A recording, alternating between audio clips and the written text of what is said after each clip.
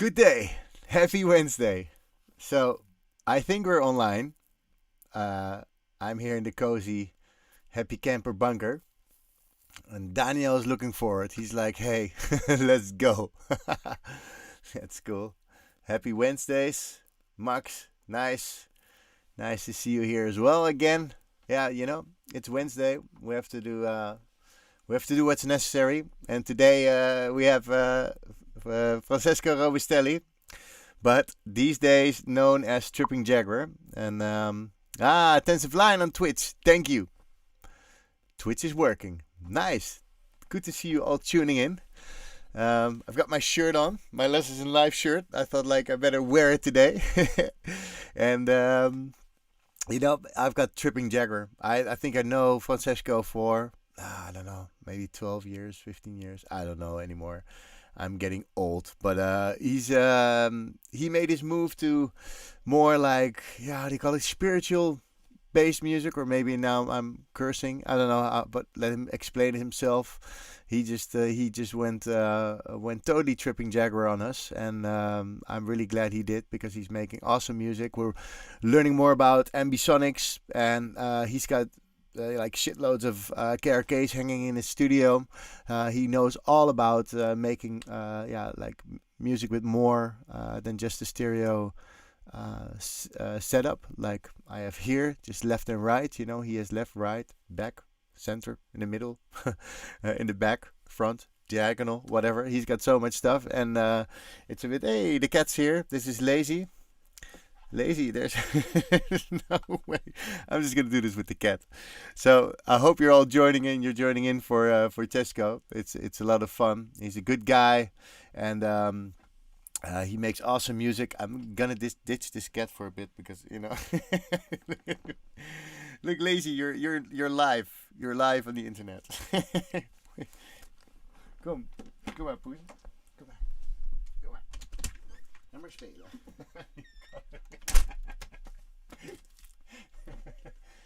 So that's me struggling with the cat for a bit. It's so funny. Anyway, so I hope you all had a good week, and life's opening up again. So soon we might be traveling again and whatnot, hopefully, and hope we don't get sick all. So in a half hour, I'll be joined by Francesco Robustelli, Mr. Tripping Jaguar. Vincenzo, Mr. Lazy. He knows the cat. How cool. Yes, Mr. Lazy. He's so cool.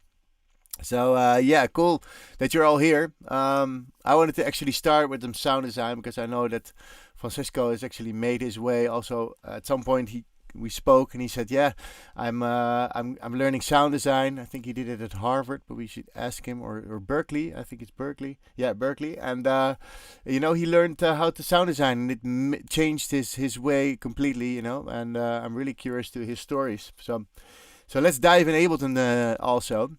How is it going with the packs? Did anybody try the preset pack from Lessons in Live, or did you make music with the Dr. Chaos kind of probability pack, or maybe somebody bought Grain Scanner? Let me know. It's cool to hear that my sessions that I do are effective for you.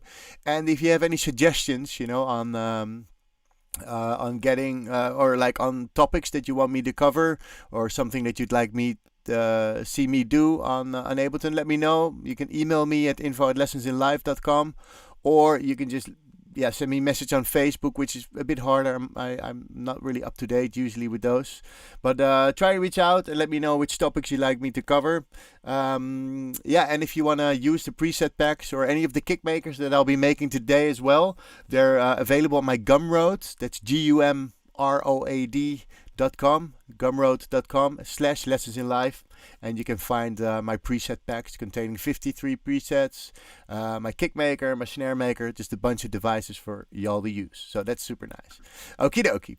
Having said that, let's go dive into some operator stuff, because today I'd like to show you how I've made one of these kick makers, so you can actually make them yourself as well, and maybe it inspires you to make more sounds yourself, because I think when you are able to create your own sounds, you will be sounding more unique, you know. And people that followed my classes probably have heard me talk about the lasagna of myself and the lasagna of my brother, where my brother makes amazing lasagna, and I make the classic lasagna, you know, from the supermarket. You get this package called from Knorr or Honig, and it's filled with like you know, you got your sachet for like the bechamel sauce. You got your sachet for the lasagna itself, and you know, all that lasagna tastes the same. There's not much variation. But my brother, he gets his own milk from close by, makes his bechamel sauce with this.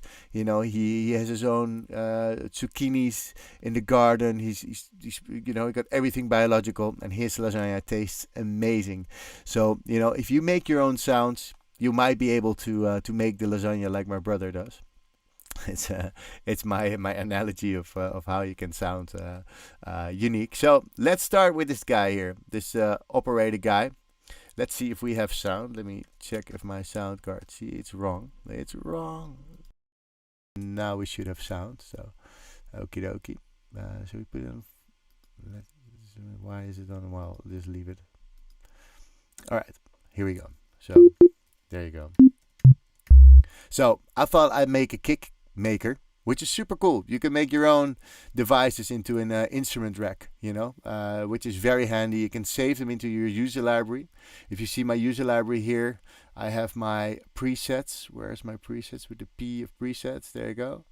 I have my instruments and my instrument rack. I've got arps, bass, chords, all this stuff. And I have kick and snare makers. And as you can see, I'm a crazy kick and snare maker. And it's cool to make sounds and make them into instrument rack. So I'm gonna show you how I did this, and if you have any questions along the line, or you just want to shout like, "Hey, Camiel, I'm here," let me know you're here. That's always nice. And if there's something wrong with the audio or whatnot, let me know as well. And then I'd love to change that or to update that, so we're fine. All right, cool. Let's do it. And let me know if you're here, because I like it when you're here. All right, so we got this. Let's start with this algorithm here from Operator, which is very important for this synth and really cool, because it's an FM synthesizer, so you can actually restructure the order of these 4 oscillators that you have here. These are 4 oscillators generating all kinds of waveforms, you know, just your regular squares and saws with lots of harmonics or not a lot of harmonics, whatever you want. Some white noise, some noise looped, which is noise with a key. And you can change the algorithm of the thing, which is nice. So, but for this one, you can make an FM kick as well. Maybe we get to it. If we get to it, I'll make a kick with the FM as well. Hey, Martijn, welcome. Nice you're here, man. Hope you're doing good. Haven't seen you in a long time. All right, Tensive Line, bye-bye. You're always working when I'm streaming, man, but I'm really happy. He always sends me a message during the week on my WhatsApp, like, "Hey, dude, I just watched it back. Great show." So that's always something that I can look forward to. So Tensive Line, have fun, bro. Have fun at work. Make sure you enjoy it, and I'll speak to you later this week. So yeah.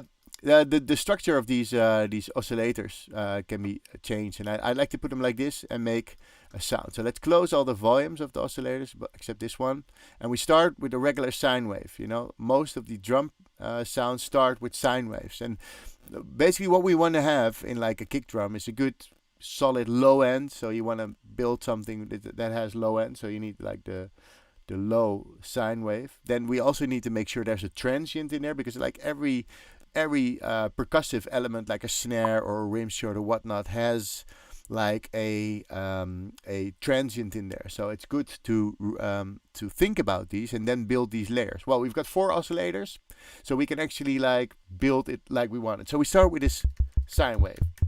Here you go. This is a cool sine wave. It's very low. It's very short. Maybe I can make it long. This sounds a bit more like a kick, but a kick is not usually like a kick. Here we're getting all these cool. Facundo Ortiz back again, yeah. So you know, you want your kick your kick is usually like, it's not like do do, it's like do. So you need to activate this guy here. This is your pitch envelope. So if you turn it on, you have to put it to 100%. You hear that it's like do do do. So now it starts to really resemble a kick. So we put initial all the way up, and then we move this guy, the attack of the pitch envelope, around.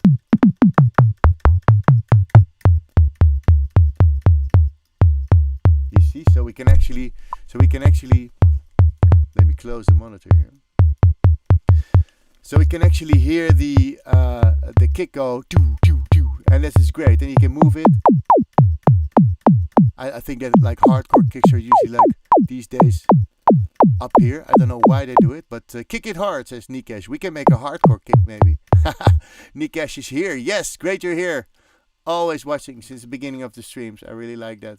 Thanks for your dedication. So here. So I can choose where I want this. Later on, I will make sure that I create like a knob for this, so it's going to be easier. So, but this is the start. You want to have a sine wave. You want to adjust the amplitude envelope so that it's maybe 800, 900 milliseconds. Then you get a proper kick, but you need to have the pitch envelope. And a pitch envelope is similar to like an amplitude envelope. Only the amplitude controls the amplitude over time, and the pitch envelope does the pitch over time. Imke, great you're here. Good luck in trying to understand this. This is mathematics. This is geek talk, and there's only going to be more. But it's so nice that you're tuning in. She used to be my old colleague of a job I once had, which was different than this job. And with all due respect, I'm glad I'm doing this job now. Are you still there, Imke? Are you still at Welke? Was it right? Welke BV or something? So yeah, the kick, layer number 1. So we go to layer number 2. And the cool thing of operators, you can right click. So right click, and you can say, you can copy the whole oscillator to oscillator B, but you can also copy the envelope from oscillator A to B. So let me do that. There you go. Super handy. And then you want to make the decay a bit shorter, because the bottom sine wave will be more the foundation of the kick. It's also the foundation for a snare and for a tom. If you're going to build toms and snares, it's super cool to build your own percussion, especially with operator, because it's such a versatile synth. So let's add this one. And the chorus is usually the tone. You can fine tune something, but you can also use the chorus, which are the more it follows the harmonics, the overtones that you usually have. So if I put this up 1 and I press this, no, you can. Oh, well, let me just let you hear it. Let me open it up first. So here I put this on 1, on 2. So it's like 1 harmonic higher than the other one. So here we go. And then we put the level up. Let me mute this guy. And then, so I'm adding this tick, tick, tick, tick, tick, you know? So that's cool. Digilab. Cool. Yeah. Invite me for Digilab. It sounds cool because Digilab is. I think you've texted me about this. Let's talk about this, Imke. Nice, but not now though. All right. So this is just the tick, the extra layer. So with the kick, if I open it up, you can hear there's like this tick coming. I can also put it lower, but then it's like the same, same octave, but I like to put it 1 higher, so it's like tick, tick, tick, tick, tick, tick, tick. Great. So now you don't want it like this. You want to have it like here. Cool. So that's 1. Then we have 2 layers already. We can take a third one, also sine wave, make it course 3. Copy this from oscillator B. Copy envelope from oscillator B, and now we have another tick. And the cool thing is that now this is like a really cool layer. So we actually getting more and more out of our kick. We can filter it if we want. Let me make it less loud because it's distorting. Never go in red. You know, red's bad. So never do that. Maybe I can turn it down a bit because I also want to add some. What a bit cool. What you can do is add the shaper. Add some drive. That's cool. You can add hard drive as well. If you want to go a bit more hardcore, you know, that's cool. So, but let's keep it soft. I'm I'm a softie, so that's cool. Another interesting thing, the velocity here that you see here.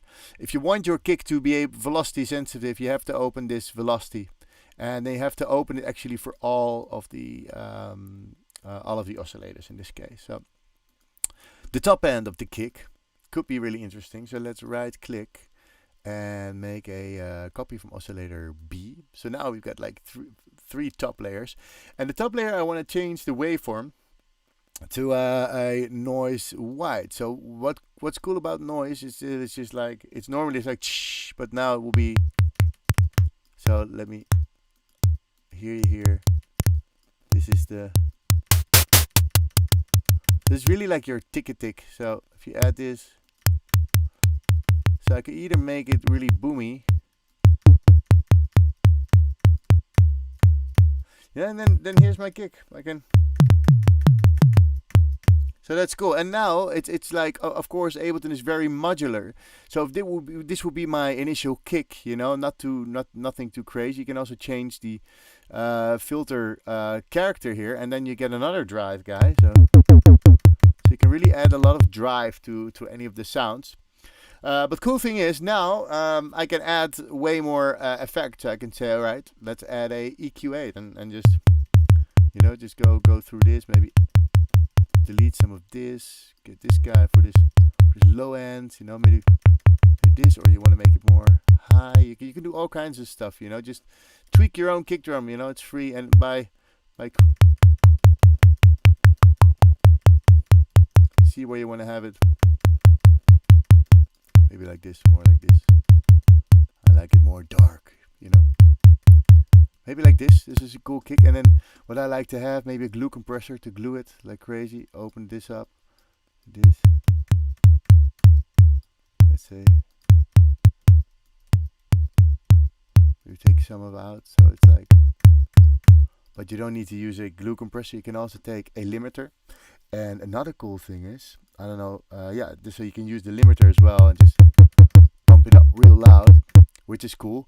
Another cool thing is there's a Max for Live limiter, and it's a color limiter, and this guy, and it's really cool. I think it is. Don't pin me up on it. I don't know how you say that in English. Pin me er niet aan vast. It's I think in the Max for Live Essentials. Or the creative extensions. I think it's in creative extensions. The Max for Live pack creative extensions has this color limiter, and it's awesome.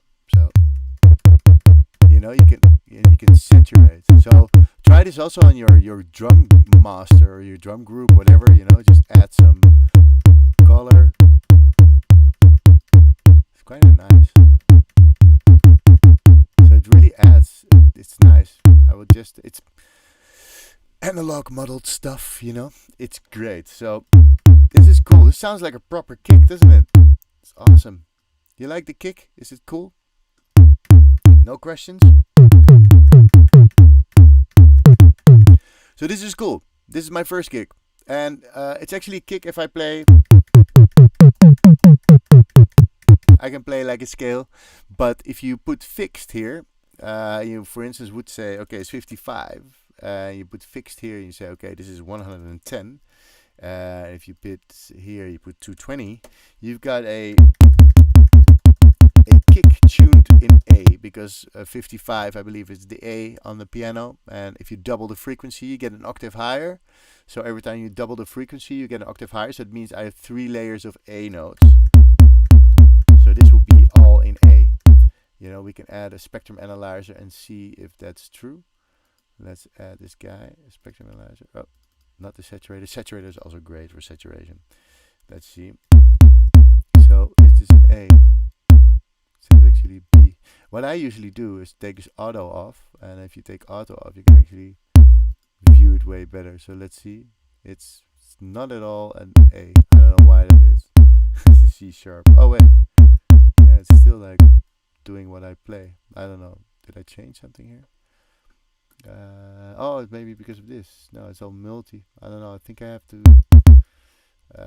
Let's see. No, it should be an A now. Why is that? Let's see. Pitch is going to 0. This is great. Let's see. Should be an A. I don't know why it's not an A.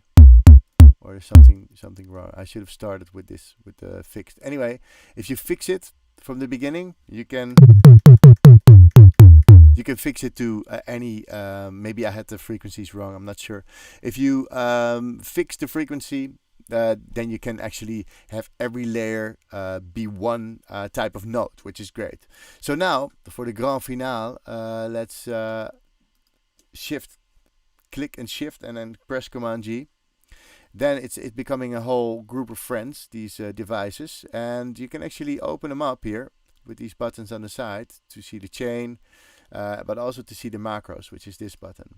All these macros you can map. So for instance, if I want to be able to control the volume of all my different layers, I can say, all right, map this guy here, map this guy there, map this guy here, and map this guy here. Then I've got oscillator level A, B, C, and D. I can also rename it. If I click it, press Command R, I can say low, and this is mid tap. This is high, low. Yeah, it's also mid. This is high, mid, and this is high. So there you go. And then that's cool. So now I've got control over, you know, I can choose what if I want to make less of a tick, you know, make it more dark. Cool. So then also, what would I want to control? Maybe I want to control the decay time of the low part. So this is the decay time. So if I now open it up, so that's cool to do. So let me make it. So that's cool. And then I also want to control the pitch. So maybe I want to control this attack here, map that here, and maybe I want to control the peak here. So maybe control that here. So now I can actually, and then these two work together, you know. So you can add more punch, or you can make it more subby here, you know, if you want. So however you want to adjust this kick, you can do so. So this is, it's very addictive also, but it's cool. So, music, mic up. Music down a bit, please. Okay, thanks, Bart. That's great. So the music down. Yeah, the music is quite loud, right? Is this better? And the mic should be up. Let me go here to my mic. All right, I should be up like this. Let's see. Hello, hello. What? Oh, it's channel 2, channel 1. Hello, hello. Yes. Okay. Thank you for doing this. I can hear it. My ear is. I can really hear my voice now. This is way better. Thank you, Bart. Bart is the hero. Thank you, Bart. Thank you for watching. Thank you for tuning in. Also, that's great. Let me fix my screen here. And Bart, if you want to make a kick maker, follow these steps. So we have the attack of the kick here. We can tweak it like we want it. I think this is a hardcore kick, right? They have this like this lately. I hear a lot of this stuff lately. And if you then actually add like some more drive, you can really make it hardcore. Like, it's like really hardcore stuff. So if you want to go hardcore, also the kickback on Gumroad, the Lessons in Live kick maker, has a hardcore kick maker in it with like a lot of saturation. I also added like this overdrive. If you add overdrive, which is super cool, or you can add saturator, I think, as well. It's really cool. Let me take the output down, take the in. Right? You can actually add it. So if you really want to go hardcore, just, you know, cool. My first parties used to be multi-groove. I love that stuff. Yeah, that's one way. You can also do it with FM synthesis. Not sure if I'm going to get time for this because I want to map this one guy also. So maybe you could map the filter. You know, let's map the filter here and map it here. Hey, Anastasia. Great you're watching. Thank you for the book, by the way. I haven't read it yet. I should find some time to read it. But it's much appreciated. So here's the kick. Let's make it less hardcore. Maybe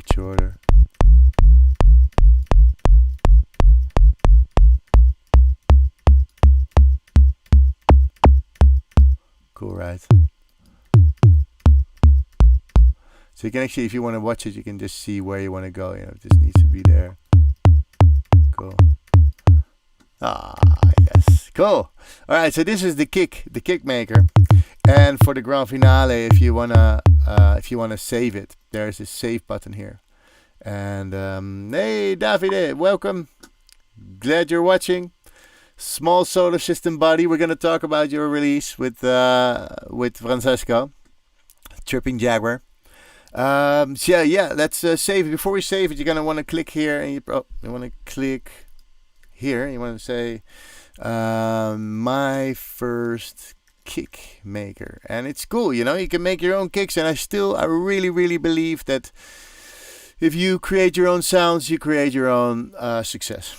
Or anyway, you create your own sounds, and it gives you great insight. You can make hi-hats, you can make snares, you can make all kinds of stuff. You get anything that you can think of to create. It's able to you're able to create it digitally if you know how to use an envelope. So controlling volume over time, or you know how to control pitch over time, you can already make a crazy amount of sounds. And also with the frequency, with just the filter, you can do so much. Just slap some chorus and some reverbs on the after the device, and you get so much great tools. So I think that's really cool. And if you want to watch a really good sound design sort of like tutorial. It's not really a tutorial, it's more of a talk. It was at Ableton Loop, I think 2 years ago. And there was this guy, Peter Kern, I believe his name is. And he does a great show on sound design. He actually made real live, like you hear on his website, you hear some scene with like water and all this kind of stuff. And then it's like you're really there, but it's all made by electronic stuff. So that's really cool to hear. So yeah, I think it's time to call my friend Francesco. It's been a while since I've seen him. We were also part of this 4 Guys 1 Cave project with me, David Hulsken, my friend, who's also online, and we had Floris Janvier, but the original one was with Malbetrieb, with Johannes, who was in one of the first, I guess, or the second show. And the 4 Guys 1 Cave project was super cool. Oh, we got another person at the door here. But yeah, anyway, so let's call him. You know, I can talk for hours. I know it's a bit too early, but let's see. Let's just call this guy.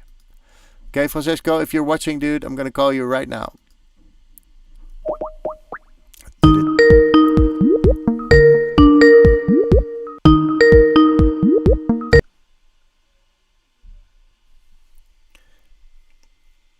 Yo. Oh. Hey. All right. Yeah, I can hear you. It's better than it goes better than our initial try. There's something not going right. I hear all the audio double. Oh wait, yeah, I still have. Okay. All right. Okay, fix it. I see plans double because I see that plant. You have it. We also have a hanger like this. That's ridiculous. You know, we have similar taste in plants apparently. Oh, for sure. You have a really cozy studio there, man. Yeah. Only you see my bad camera probably. You don't see my. Yeah, maybe up on the Facebook. On the stream, you'll see the. Posted. The audio was doubling, but yeah. Cool. How nice you're here. I really like it, and I'm glad you're here. That you want to be in my show. Of course, man, for sure. Yeah. I really like it. you're a bit to the left for the people. So maybe is there a way to, because this way. Yeah. Yeah, it's the microphone has to be a bit closer. So. Yeah, it is. Yeah, but you're still a bit to the right. Maybe I can also move you. Can I move you? I just moved the camera. Oh yeah, this is great. Yeah. That's better. Huh? Wow, man, and your studio looks sick. I've seen a picture on your Instagram with like you and the Ableton Push, and you're looking really cool. And then you see like the depth of your studio, which is amazing. It's similar to like how Duncan has his studio arranged here. You know, it's like very cozy and tight and neat and whatnot. How did your studio come together? Yeah, so at first I was on the studio in Nachtlab, with Florins and so yeah, at a certain point I moved to Rotterdam, and I was just going back and forth to Amsterdam all the time. Yeah. It's just killing my Oh yeah, I my mood remember you had to go by train. because It's of like, oh yeah. fuck yeah, yeah. And it was a nice studio as well. It was very It's a great but it was great a bit of a studio. mess though, because it's three Yeah, guys using one studio, you know. And yeah. So this is a bit tighter and neater, and I also wanted it to be a bit tight because I was starting to work with clients a bit and for sound design. yeah. So I just wanted it to have like a bit of the the kind of neat vibe for working with clients, but also I need some coziness. And now after COVID, there's no clients Oh yeah, yeah, basically yeah. So coming you to do the everything studio. online. Yeah, yeah, yeah. So Yeah. yeah, I just like to have some plants and some cactus and some art and some funny things to Yeah. just Yeah, set cool. the mood. Because the art is probably from Cha, right? Yeah, it's for my girlfriend. Yeah. She made it. Yeah, it's a print. I'm really happy with that. She creates amazing stuff. Can you promote her site or her really Yeah, of whatever she's course. doing?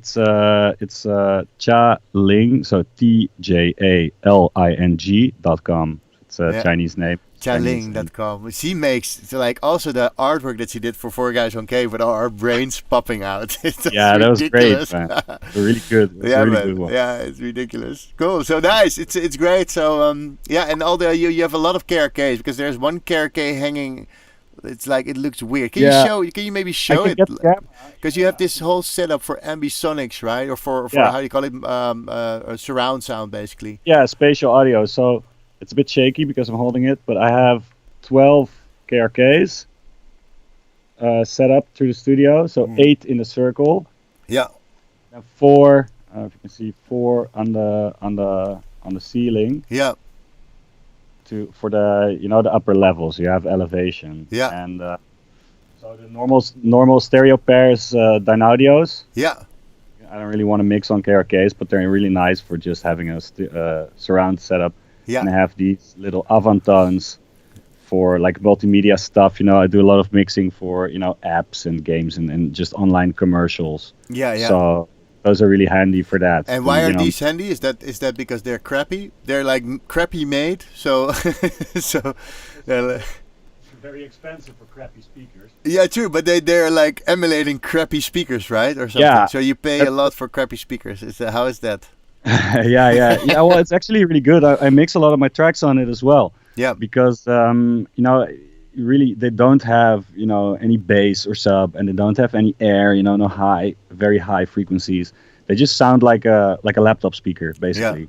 Yeah. And so if you mix on that, you can really I just A/B between these two sets and on Yeah. headphones. Yeah. And you get just a good reference of how it sounds on shitty speakers. So if it sounds Yeah. good on the Yeah. on Avantones and on the Dynaudios, I'm You're basically ready to go. Yeah, because you sent me this somewhere track. Or Sativa, what is it? Yes, yeah, the Sativa. Sativa, Yeah, and basically I was listening to it, I was like, holy crap, it sounds really good and really full. And I found like either way, all your mixes like really became so good in the past the past few years. So you've really made a move, man. So these Avantones, I've seen them in a lot of their studios. It's really good, like a good reference on a crappy speaker is I think Yeah. important, especially because everybody's listening. There's a lot of people listening to your music on their fucking laptop speakers. Excuse my language. It's sure. ridiculous because it's like it doesn't do good to your to the music. It's like and earbuds from Apple. With all respect, I love your computers. Just got a new one, but the earbuds are bad. We got some friends online. Let's say hi to Nora Q. Evening, guys. Hey, Abu, We got Olmo. What an inspiring Nice. combo. Olmo. Nice, Olmo. Thanks for tuning in. Fantasia Good. Deep. Yeah. Mix for smartphone speakers. Great. Yeah. So you became like sound design and mixing expert in my eyes because I've known you since you were Francesco Robustelli live, and Yeah. we had sort of similar setup. We played on most of the same parties. I remember us encountering a bunch of hippies on Malta. I remember that. Sure, yeah, we got our first hippie pants there. Yeah, right? Remember? exactly. Yeah. That was funny. I went Yep. back like a totally different person. Yeah. And I think you did as well. And then you became Trippin Jaguar, right? How did that whole process go? Yeah, that was a combination of things, of course. Like I was doing techno for or minimal techno stuff for years and years. I don't like 8, 9, 10 years maybe. Yeah. And I just got stuck really. Like I had this big writer's block. I had some releases up, and some labels were asking, when's the next stuff coming out? When can you give us some more stuff? Everything I was making I was just like doing the same old tricks and the same thing. So everything kind of sounded the same, right? Like Yeah. you were just talking about the lasagna anecdote with your brother. Yeah. Everything sounded like the same fucking factory lasagna, and Yeah. there was no.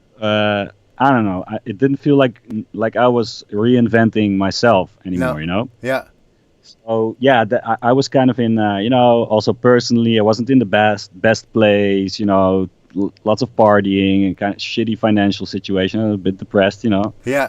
And I had the same shit, man. Yeah. Nice. yeah, at a certain point, the music just didn't come anymore, and Yeah. and it was a funny thing because I was getting a bit more interested in through my girlfriend, into kind of like spirituality and meditation and all these Yeah. things. And at a certain point, yeah, I was like, I just saw this book on a Instagram ad or a Facebook ad, and it was called the Harvard Psychedelic Club, and it was like a book about how Timothy Leary and Ram Dass, the OG kind of LSD gurus from the US. They were experimenting with LSD in Harvard, Yeah.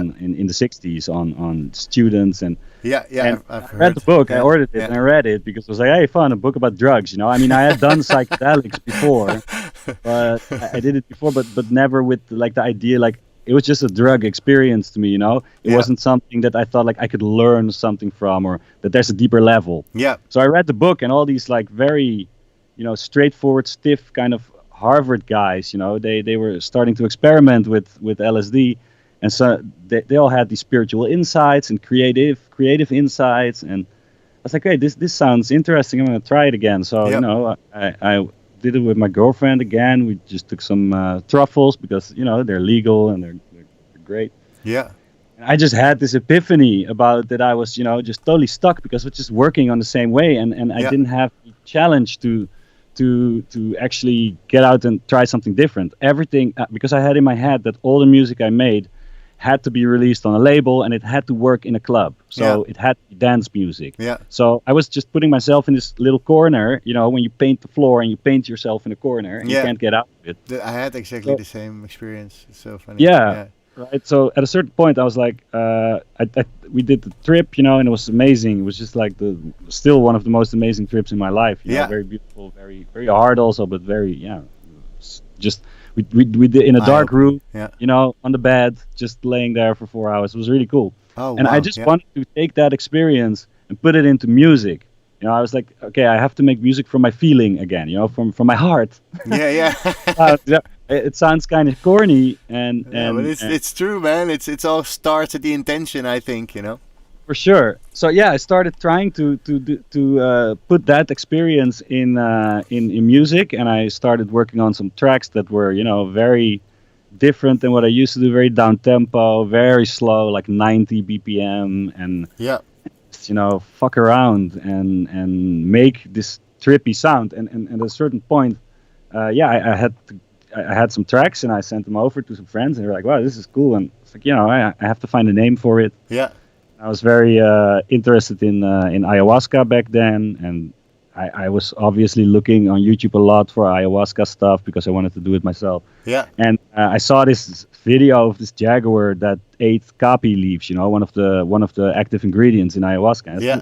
Jaguar was actually looks like it has a very like a psychedelic experience. So it was a Trippin Jaguar, and I just said the name to myself. I was like, this is golden, I mean, for a lot of people, the jaguar is like a power animal, and Yeah. I guess but I never had any power animal experience or something. So it was just really for me that it signified a new step in my creativity, and I had to give it a name, and Yeah. because it was exactly what I was working on. Yeah.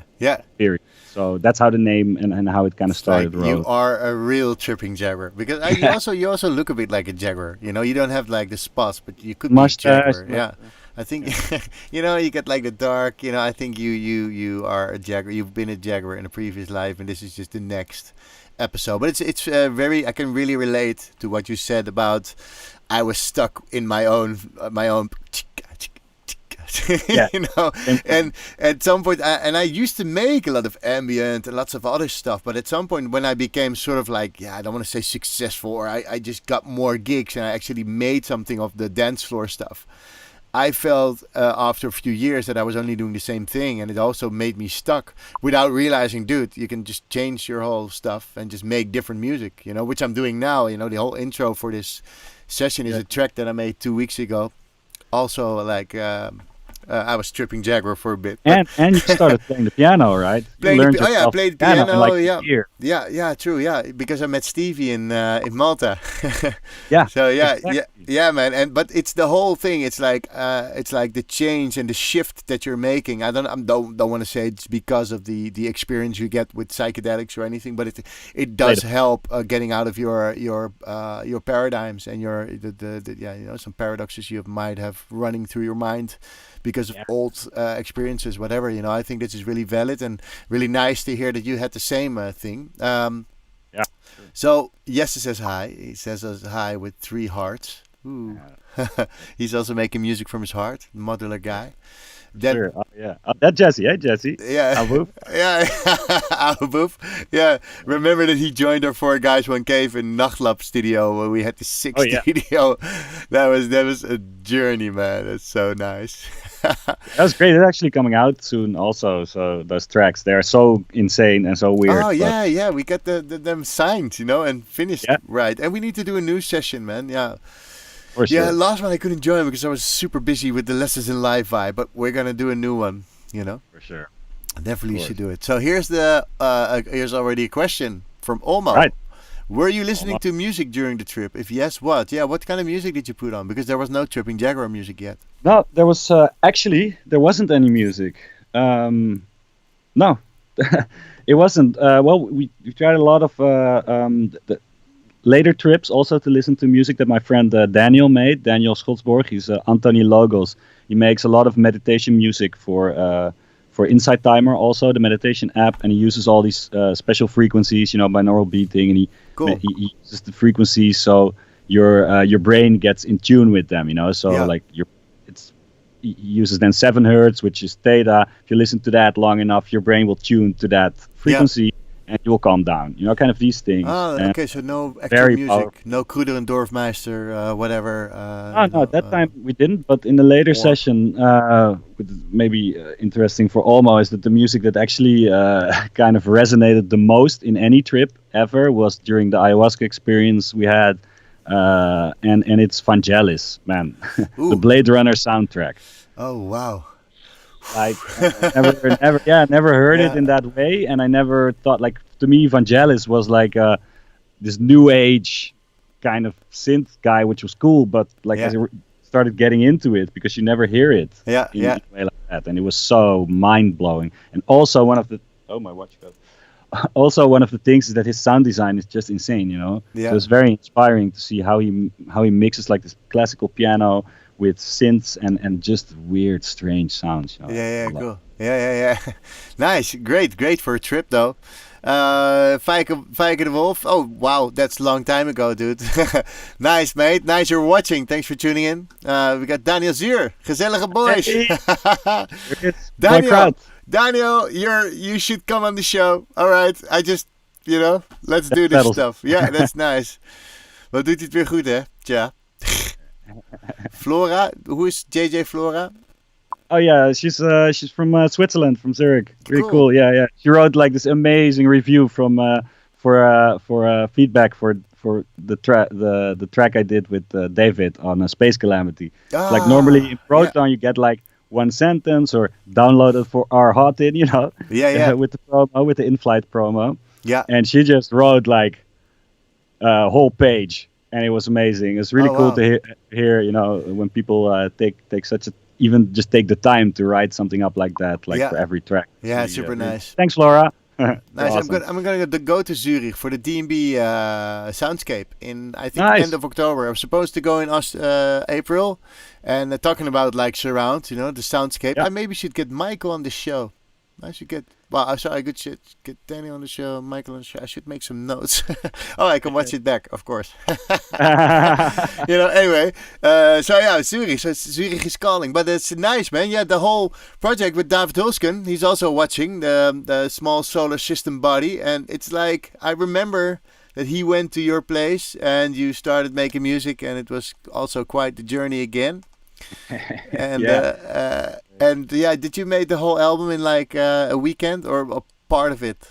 Well, he stayed for I think 2 or 3 days. I was living in Belgium back then in Ghent, and he stayed. He took some little vintage synthesizers, and I had some synths, and we just started fucking around, basically just laying down ideas and just playing kind of. Yeah. And at a certain point, because of the way he plays his synthesizers, David, and the way that the sound, the type of synthesizers that we used, it was all beginning to sound very much like, like this kind of science fiction-esque 80s, Vangelis kind of type music. Great trip. We recorded a lot of stuff back then, and then it took, I think, 4 years for it to actually be finished and released. Yeah. We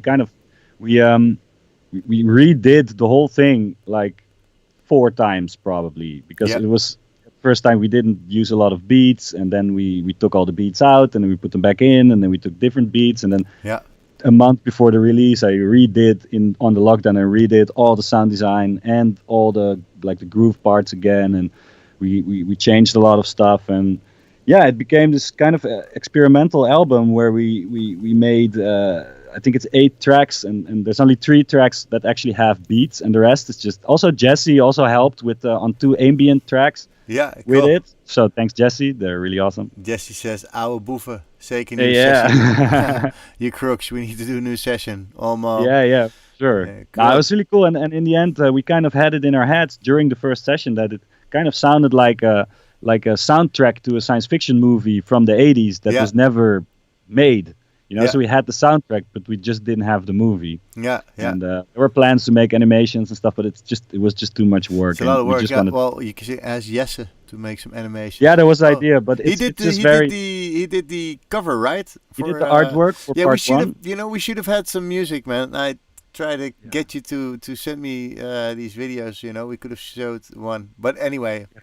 I made a lot of videos. Mr. Producer. Anyway, just check out what's the label it was released on? Maybe the label is called The Other Eye. Wait, The Other Eye. Oh, it's from Jasper, right? Yeah, Jasper. Yeah, cool. And Daniel Zuur also released the first EP, I think, on The Other Eye. Nice. Daniel Zuur just said this. What did he say? He said, but I only use Ghost producers, so he's not one of them. He doesn't only be on my show. But we knew that already. Well, yeah, exactly. That was obvious. We knew we knew you couldn't make all this stuff, Daniel. You probably have a stand-in for your live sets as well. This guy that really looks like. That's why he always acts so weird. Yeah, it's like, what is this the Daniel I met last time? He's always so different. No, it would be lovely to have you and your Ghost producers on the show, Daniel. All of them. Like, we can do one session. No, but it's called a Space Calamity. It's a little nod to Space Odyssey, and it's out now. It's on Spotify. It's on all the platforms, and you can check out the cool artwork that Jesse made for part 1. It's actually out in 2 parts, two EPs. For the whole Spotify singles thing. So nice. And what synths did David brought with him? Did he bring the Korg, the micro Korg? I had a micro Korg. Okay. I had it myself. He brought the MS-2000. The little Juno Boutique. Oh, okay. Yeah. I had the Boutique JX03, the micro Korg, the Base Station 2. We used on every track. Yeah. And I late a session like half a year ago. We used the DeepMind, which I have here, the DeepMind 12. It's Behringer, right? Yeah, it's Behringer, man. It's amazing. Yeah, that's the moment when Behringer changed this game and bought Midas and bought all these other companies and just started bringing out crazy hardware for cheap, which is always good. Yeah.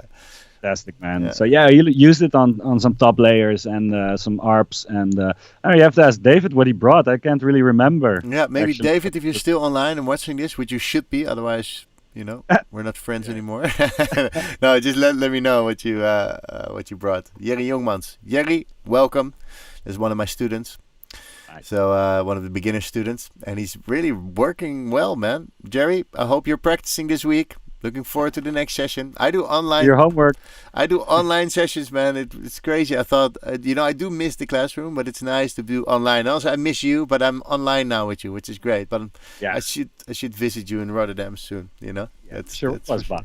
Yeah. You can drive again. The lockdown is over, kind of. So and you can drive soon too.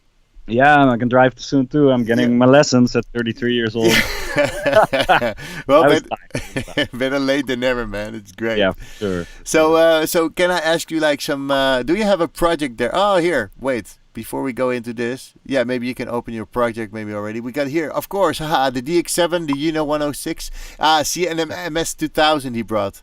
The MS2000. Oh, that's such a beautiful piece of work. I used to have it, but I sold it when the VSTs came in 2004 or so. I was all your gear. Oh man, I sold a Roland JX3P. Yomox Airbase drum module, Korg MS2000, Roland JV1010. Oh man, I've sold so much stuff, and I'm hurting me. Yeah, it's hurting me too. But yeah, I'm it's never too late. But I also think that it was meant for a reason. I went on a holiday to Ibiza, and it's also changed my life. I think I can't remember so much anymore. But it was great. No, but it was stupid, man. I should have sold all this stuff. All right, so here Jerry's watching this to get in the vibes. Isn't that great? So maybe something for the future also for Jerry. What are your favorite plugins? Do you still use plugins or do you use mainly Ableton stuff? What's your workflow in the studio? Basically, man, I use everything. I use outboard gear. I use VSTs. I use Ableton stuff. I use Max for Live. Just everything that makes sound and does what I would like it to do. So I'm not used to work a lot outside of the box. When I was doing techno, I did a lot of taping, just trying to do as much work just while jamming. But I'm not a key player. I can play 2 chords and that's it. So I just really I guess I'm just a sound designer at heart, man. I just like to dive in life for real. I just like to dive in there and just go into the details, hours and hours on end, just editing and copying, pasting, reversing, cutting. Very sample based, sampling kind of style. But I do always record like the samples from or drum machines, effects units, or I don't really use like sample packs, not a lot, like just basic stuff, some drum kicks and maybe. I try to record as much as I can myself. Because what you said again about the lasagna, it's just better if you do it exactly. yourself. It makes it more unique. I was actually last weekend doing this masterclass with the Parallel Boys, and Joe Finch was there as well, Joep Menke and Maga, and I ended up with Joe Finch at his place, and we actually started making some music. And this dude he's got all types of bongos, and he's got a bass guitar and whatever. And we started recording all this, and we did already with the first 3 sounds. We had so much different, so much warmth and sort of vibe in there, which you don't get if you just drag in like a Loopmaster sample loop, like a conga, whatever, and it just sounds so much different, Yeah, you get happy accidents also a lot. So. Yeah, that's it. I use a lot of field recordings. I have some field recording microphones. Actually, my stereo microphone is still at David's place from our last session. I forgot it, and then the lockdown came. So I do have this thing, which is a 3D microphone. So I use this also for working with 3D sounds. Cool. Shit off. Yeah, I also want to talk to you about this 3D stuff. Yeah, it has like 4 microphones in different. Wow. Wow, that looks. Put it here, and it can record like a kind of a sphere of sound. Yeah, which is really cool. But the thing is, like Ableton, that's I love Ableton, but the problem is that they don't support multi-channel audio.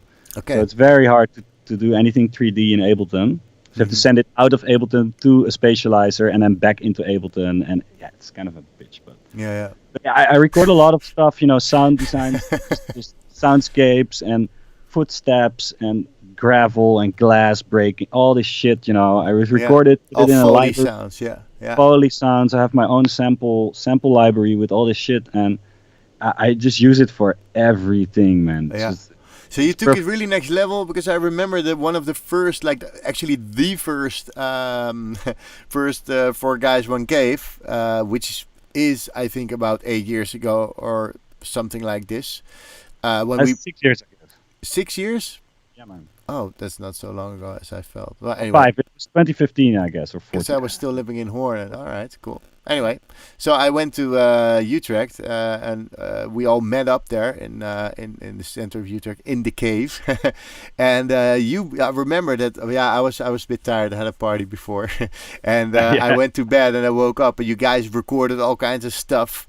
And you went outside recording the rain, and that was actually the beginning, or like I think one of the first times that I saw you recording all that stuff. So that's, it was quite in the beginning. Yeah, and now with 3D microphones. What's sorry if I can interrupt you. What's the 3D microphone's name?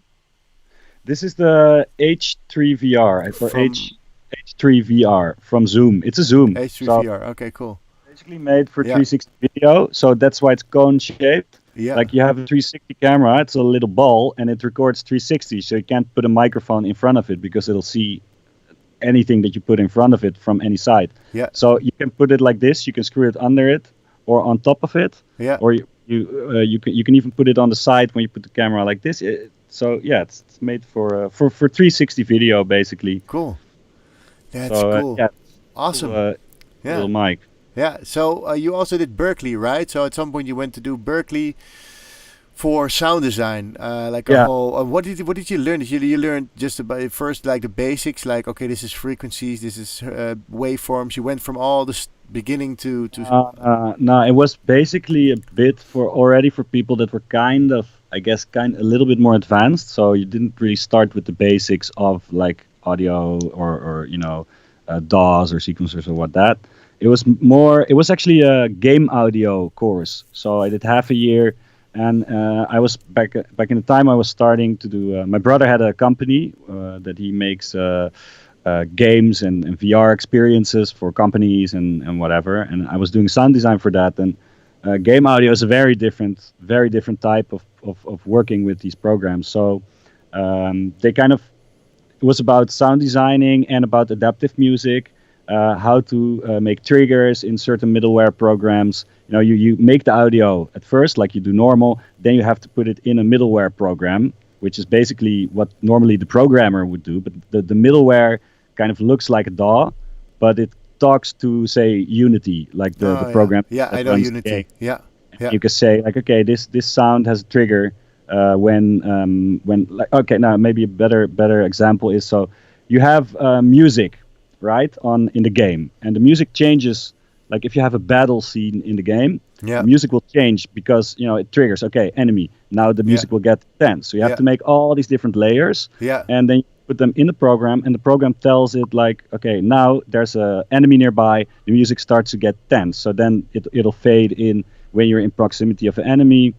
And say you would have you are walking in a forest, then you would have like this open kind of space, you hear the birds. But if you would walk into a cave, then it'll trigger like a different reverb and a different ambience for the cave. So you have to treat like all these things, but make sure that it can always run, and that also key changes in the music will like the music will not like suddenly step to a different key and sound off, because you already make the whole thing and you put layers on top, and then it will trigger between these layers. How cool. Kind of making sense? Well, I really want to make a game audio with you one day. So let's.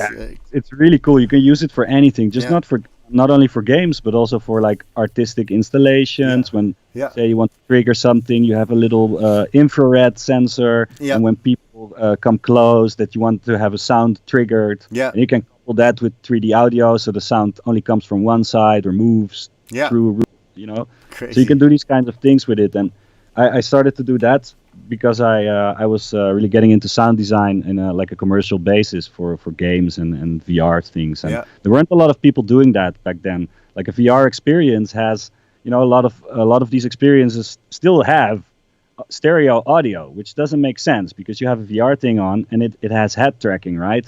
So when you move, and there's someone talking right in front of you, and you move your head, it'll just be stuck to your head, which is weird. So it just takes you out of the experience, and breaks immersion, as we like to call it. Yeah, yeah, yeah, yeah, yeah. So if the audio is being rotated counter from the place where how you're moving your head, it'll be still, like in front of you. If there's a character talking right there and you move your head, it's still going to be talking from there, and But it's you not hear going to it be more into the right, so it actually has to pan, so it has to be linked to the movement of the character, basically. So if the character moves movement left, of your own head yeah, and to the movement of your yeah, character. yeah, exactly, yeah, yeah. So yeah, because you're the character then with the VR. But nice, I really liked. Maybe that's my new job in 10 years, man. Making VR Yeah, audio, really it's really cool. cool. And I learned a lot, man, about sound design and about reactive audio, about Yeah, adaptive music, and and that's all in it's Berkeley. And how long? How many years? Did it's one only year? half year. It was a course, Half so it year. was two days a week that you had Yeah, Skype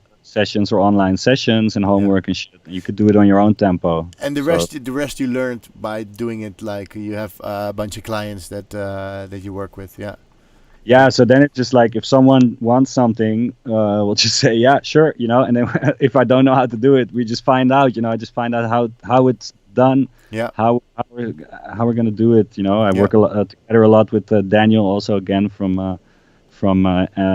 Anthony Logos and End of Time. So he's also like a magician with music and 3D audio. Yeah. So we just put our heads together a lot and we see what we can do. Yeah, So cool. Nice that you found this thing. So it's next to the music, so it doesn't really like put all the emphasis on. Oh, I need to perform as an artist, or I need to do this. You can just do this as sort of like your regular job, which is also super yeah, cool and super has like fully to do with music, which is I think really important. So I've basically the same that I did when I started school. So I'm yeah, constantly busy with teaching people how to make music and teaching myself how to become a better teacher and become a better sound designer as well and better yeah. everything. In order to be able to teach others. So that's super nice. Almost asking if there's affordable sound design course. Yes, yeah. Lessons in Yeah. live. It's right in front of you, Omar. Come on. Homo, That's, come on, all man. that Lessons in live. You want to follow it? Come on, join. No, I do beginners courses and advanced courses, but in just producing, so you learn the whole thing. But if you are looking for a sound design course, you did Berkeley, right, Jessica? yeah, So it's really good. I mean, I learned a lot, but it's quite expensive. and you need some It's discipline. Yeah, how much you paid? Can I ask you? It's like I think it thousands. was I don't remember 1900, I guess. Yeah, So but it's good investments. You probably good earned it all investment. back. Yeah, I paid it gladly because Yeah. I learned so much. So Same thing with a lot of things, man. I invested lots of stuff, and now finally getting something back because I'm just working hard, And if you learn something, you actually do something with it, That's what I try to tell all my students. You're doing this course now, you're paying money, just go for it, Just make the music you want to make, just invest time in it, And yeah, that's where it comes from, How much time have you in wij van WC Eend adviseren WC Eend, obviously. So, but if you invest the time, you will get there. But you for just have sure. to invest the time. So, I've seen you become like a sound designer, which is great. But also, it had a big effect on your music. And I remember us talking that you said, dude, when I learned the sound design, my whole music became so much better, and the whole mix down became so much better. It changes your whole perspective on how you can work with sounds. And as I said, just recording your own stuff. Like I'm not a musician, right? I'm not playing the piano. I tried the guitar, which I like, which worked better for me than the piano. Like also, I just don't have the time to just stuck in like 10,000 hours to get really good at it. So then I Yeah, just take the guitar. I just look at a YouTube thing. I practice like a scale that I want in my track for 2 hours, and I just record some shit and resample it, and like yeah. all these things, like just thinking outside of the box, and sound designing everything basically. Just yeah, I learned really a lot from that. Yeah, cool to hear, man. And there's many ways to Rome in the end. You can For go to sure. I Rome mean, by car, by there's, plane, by boat, and you can go through Paris or through Zurich, yeah, whatever. There's a lot of ways you can get somewhere, and I think it's really cool that you share this insight. I learned the piano. By playing every night a few years yeah, ago, but I don't have this time anymore. But I still play here and there. But I noticed that I still have like this foundation that I have, and yeah. now I've been finger drumming for 3 months straight. Oh, With cool. just a few days in between on Melodics, this software. It's great, man. Some lo-fi hip hop Learning then. to do paradiddles and stuff. It's crazy, So I can really drum a bit now. So I'm really like nice. Would be cool for my presentations one day for Yeah, if Ableton hires me somewhere. I don't know. I have a question from Olmo. Can you use it Arduino? I don't know. He's a pro. What's Arduino and Yeah, Arduino. Yeah, for sure. You can just if you can. I don't know if you can. I think so. You can from Unity. You can kind of run triggers to Arduinos, so you can. If you can run it from Unity, you can run any middleware program like we had Fmod is what we used, which is more like a DAW, and then there was also Wise with two W's, so WWise. yeah, But that's more programming, so you need to code a little bit. yeah, So that's not for me. I'm not a coder at all. But yeah, you can run basically audio through everything. You can even use Touch Designer to run audio from Ableton to anything that you can guide with that. Yeah, you can just route it anywhere. And a friend of mine from Malta built I think a Resolume or something. Yeah, he connected Resolume and Ableton through OSC. So if he would trigger, he built a drum rack in Ableton, which if he would trigger something, it would change the visual in Resolume, and he had made a whole drum rack like this, which is super cool. It just you need some research and some work and whatnot to do this. So let's listen to some of your music, man. So you want to share the screen or what? No. I first want to play this track that I made for you. Yeah. So this is going to be on the screen now. If you're looking at the stream, you'll be seeing it coming in a bit. This is Sativa, right? This track. It's from the new album dropping on Friday. Yeah, it's going to drop on Friday. It's the single I made with a guitarist I met in Belgium while I was living there. He's a super nice guy and just amazing on the guitar. He really works a lot with African style guitar playing. He spent, I think, a year in Senegal. Correct me if I'm wrong. Sorry, Rafael. I don't know.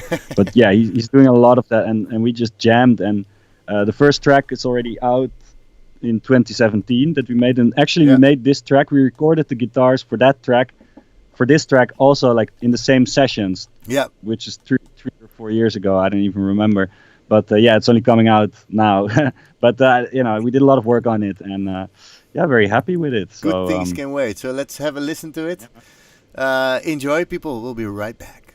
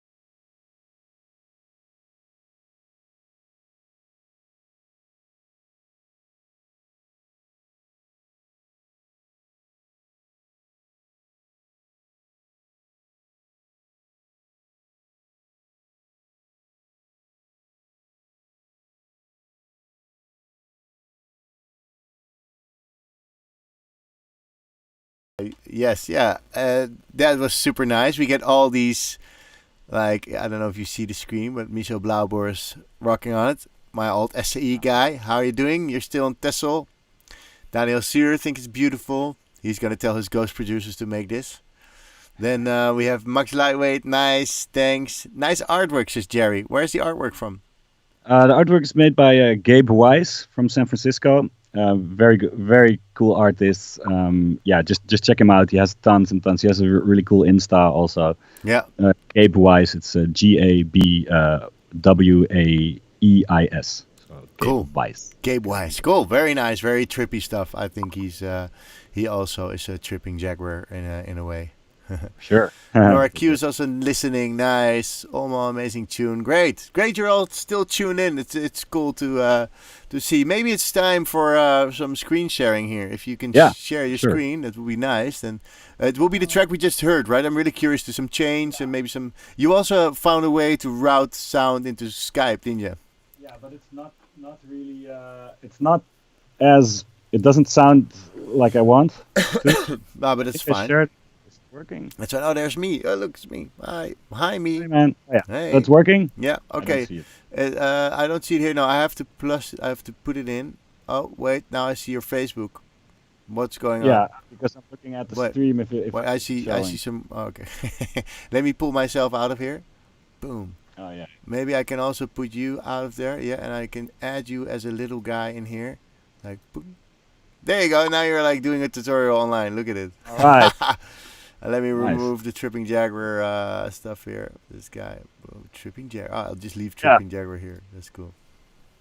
Yeah. So basically, this is the track. So I just opened it for the first time because I finished the mix I think a year ago or something. So I think so this is it. I kind of what you want me to explain how I group it, or how I work, or what you think is. I'll just guide you through some questions. Guide me through it. But we got Kraut here saying ik ben daar aanwezend, spirit producer aanwezend. Oh, Kraut, that must be the ghost producer from Daniel Zuur.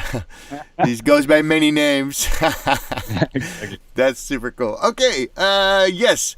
So you obviously are a color code freak. Oh yeah, for sure. So you have always the same colors for your stuff? Yeah. Basically, I do. I kind of with Live 10 they changed a bit, but basically I always have the same, and that's because I have 8 groups basically. Yeah. And this is for bouncing the stems to the live set.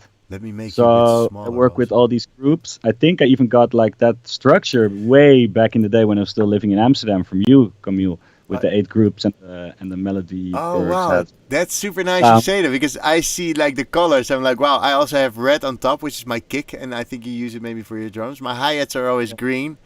My hi-hats are yellow, and the perks are green. Melodies is purple. This is kind of salmon-y. Sound design stuff. I think many people go by the structure that I was always really like this, like, I hated making music with somebody that's okay, let's lower the clap, yes, audio 34, and you finally find the clap and then put it softer, but didn't rename the track. And I said, dude, just rename the track, it's way better.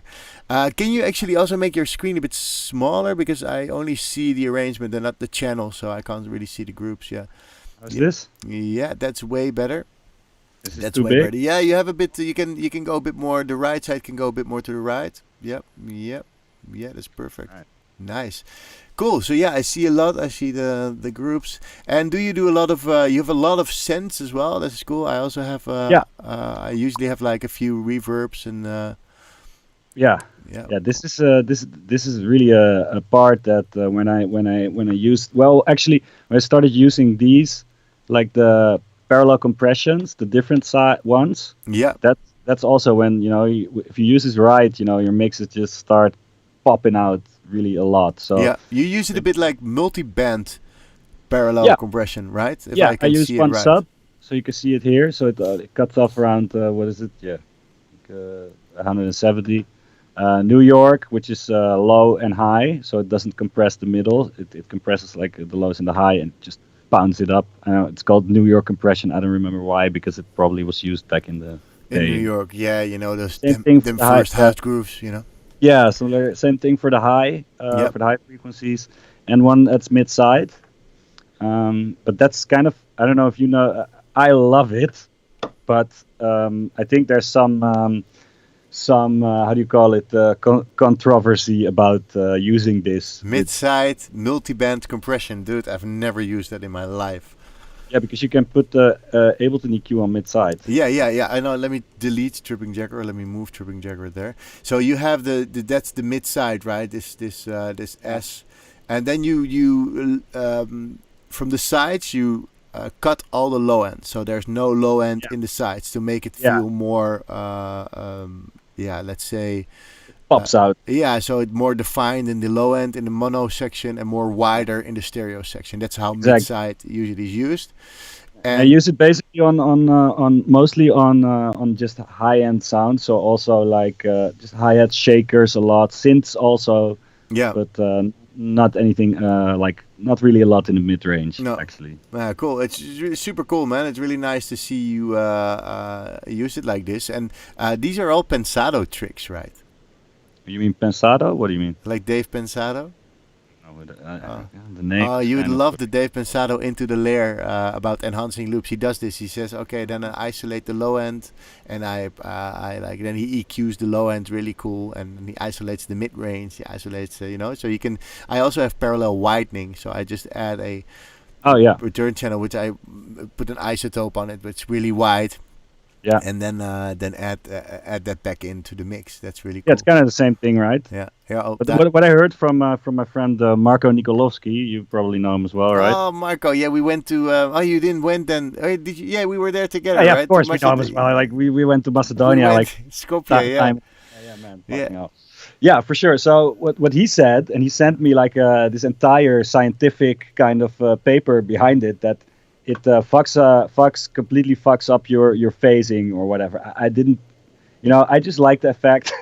I'm not like a purist like that. I yeah, have my OCD with my stuff, but yeah. I'm not so much for like it rules or it doesn't sound like. I mean, if it sounds good If it to sounds me, it good, yeah, and sounds if it's good. in the high end, I think we are good with the phasing. If the phasing is in the low end, then you're really fucked. But still, again, I think I recently saw this loop with Minilog, this where he explains his whole lives, and he says, sometimes you have noise, and maybe it's good noise, and it, Oh yeah, it doesn't that's really so need to fucking. be Yeah. whatever this clean rule world of rules, whatever, it can be just like fun and just try out stuff, and if it sounds good, it sounds good, I think it's easy to get like caught up with like no, it always have to be like this. But one thing is for sure, you always need to have the color palette. And Daniel just said, never thought about these color structures. Always looking for that hi-hat group. Yeah.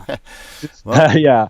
But yeah, also for your live set, because then I want to have 8 groups, so I have like all my kicks are always in the red. It's yeah, easy to recognize immediately. I'm looking for blue. Oh, there's the bass. yeah, yeah, Yep, exactly. that's all my hi-hats. Did your live performance change change a lot the way you work? For me, it did actually. I don't know how it was for you. Did These it? groups.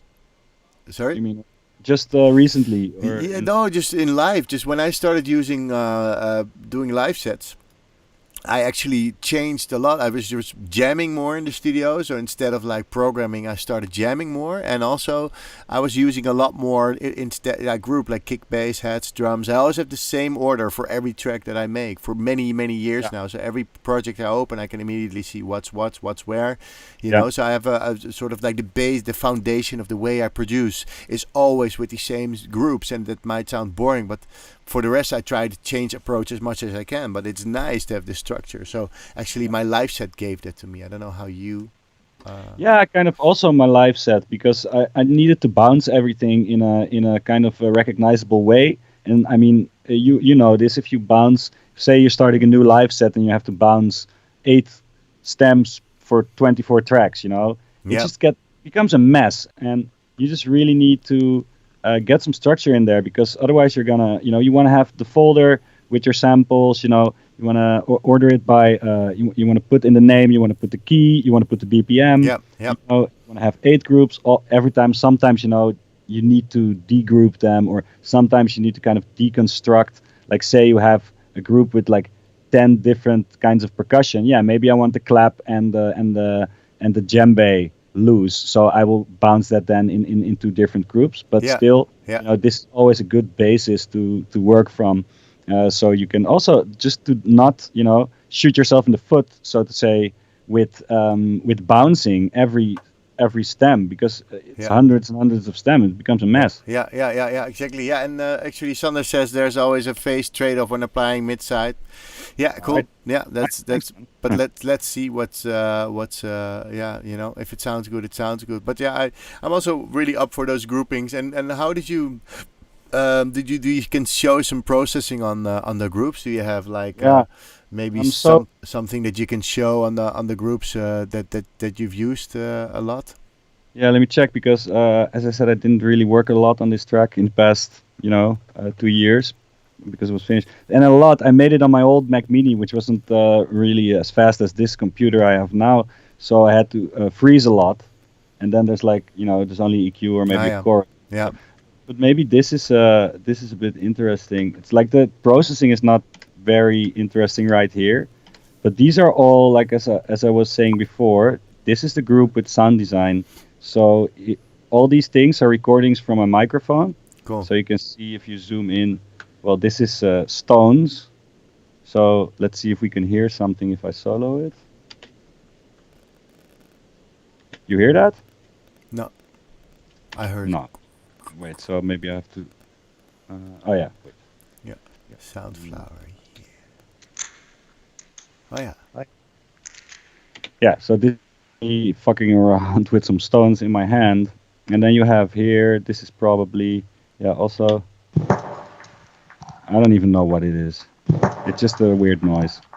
But I try to make, this is basically how I start a lot of my tracks, just taking sound design and or field recordings And make a and sort of beat with it.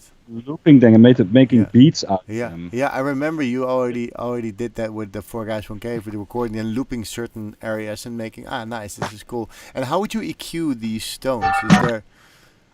Oh, yeah, this is just basically it depends because you can when you use the microphone, a lot of low ends. I never turn on the low cut because I want the low end there because you can always remove it. Yeah, And those low ends from the microphone can be sometimes, I make kicks out of them or yeah, basses, yeah, So you can use that also as just to fill up your track or to, these things for me a lot of times are the beginning of some inspiration. I just have an idea. Maybe I can use this. Maybe I can use some footsteps as a rhythmic thing. yeah, And then I kind of already get into a groove that's kind of unconventional. yeah, If I start with a drum machine, then I will.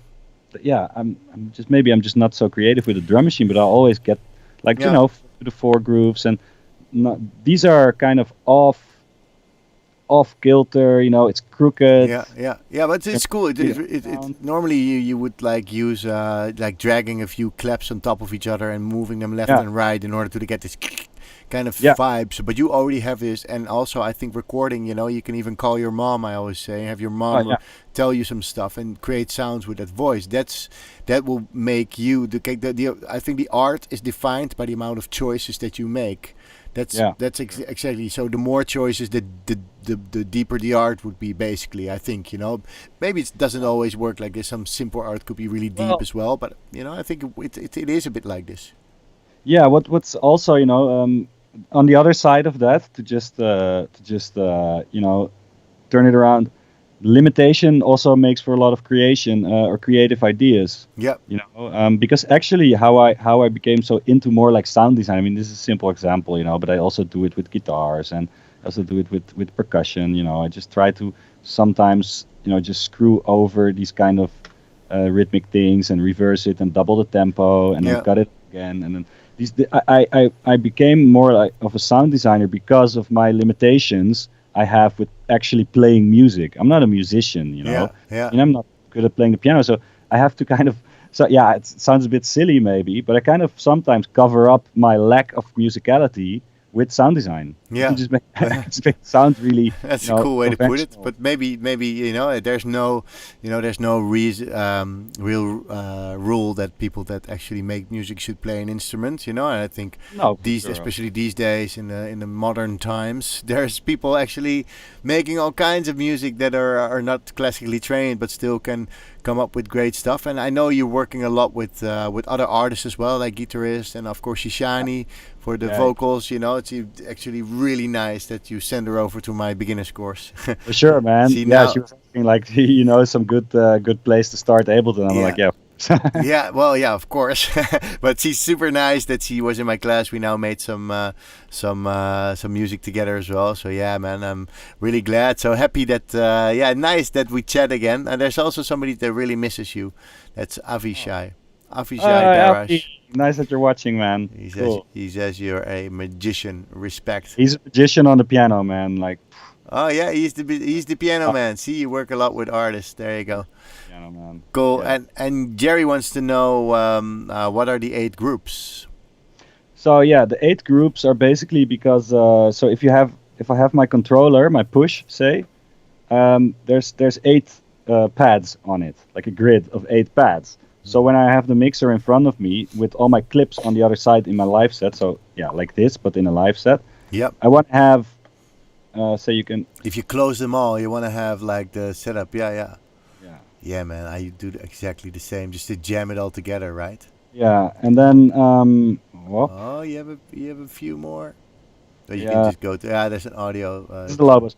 But basically, so if you have your live set here, you have your kick, bass, hi-hats, percussion, melody, flute, whatever. This is then 2 melodies, say it's one group. Yeah, Vocals and FX, and it's always the same for every track.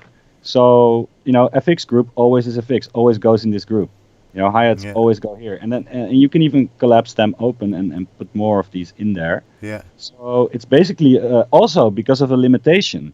yeah, If I would have had 16 pads on my push, I would probably have 16 groups. yeah. Which You can buy 2 pushes. yeah, I tried it back in the day with 2 launch pads, but Yeah, I I remember. found out I didn't have enough arms to Okay. control 2 live, Yeah. 2 launch pads and the controller and the laptop. And So because I remember that we had a chat back then, and I said, oh, yeah, but dude, why do you use 2? Yeah, because I want to mix I want from to one mix track into them. the other, right? I want to And replace I one. said, no, I just make the transitions with delays and with whatnot. And actually, I was teaching last weekend. I'm doing the masterclass with the guys from Classified, and I said, yeah, Francesco, he's now Trippin Jaguar. Yeah, he because they also said, but how do you mix your live set? Well, I said, I just have these 8 channels, and I just put some delays on, and then have this sound delaying, and then I slowly mix in the kick of the stop the kick, then start the kick Yeah, from yeah. the new track or the whatever the chord of the new track, and then I mix it like this. But my friend Francesco, he still I thought you still use the 16 channels, but I actually now I found another loophole. tell me I about it. Tell me about it. Yeah, so now I have the push, right, and you have I still have 8 groups because you still have an 8x8 grid. Yeah, exactly. But so I would group kick and bass, Yeah, one group. I would group heads and percussion in one group, and so forth. Melody. so you end up with 4. We end up with 4 groups in a collapsible drop-down system. So Yeah. then I have track 1 on the left on the first 4, and track 2 on the second 4.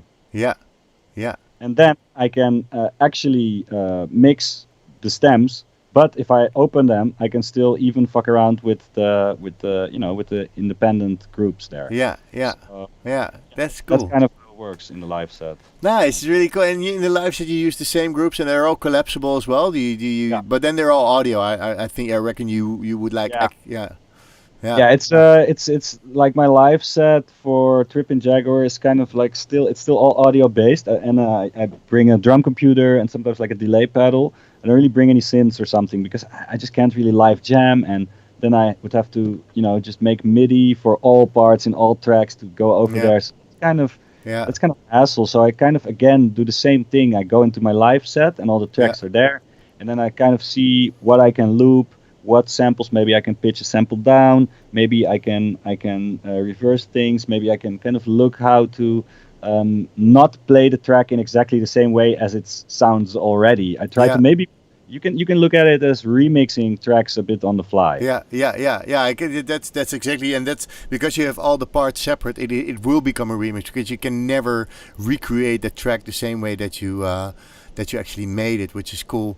Exactly. But yeah, maybe it's an idea to just bring a synth and have an extra channel, like a ninth channel with like a sequencer, like one of these Max for Live sequencers with like 4 patterns or like maybe 8 patterns already in there, which in a certain key, which would be cool that you can just send it to like a synth, so you can play with like the attack, decay, sustain, release, the filter, and try to like evolute that sound, make the sound go through an evolution during the track. That's cool. Or if when working with someone, that might be a cool idea. I used that in when I played in Paradigm with my Nord lead. And I would just have like an extra. I had my TR8, and then I used an extra MIDI channel to send out MIDI sequences, or like like 16 or like polyrhythms, just by the sequencer of Ableton, and then you can program more patterns, like the mono sequencer from Ableton, or the step sequencer from Ableton, the Max for Live one. Super cool. You can program and you can even like MIDI map these patterns.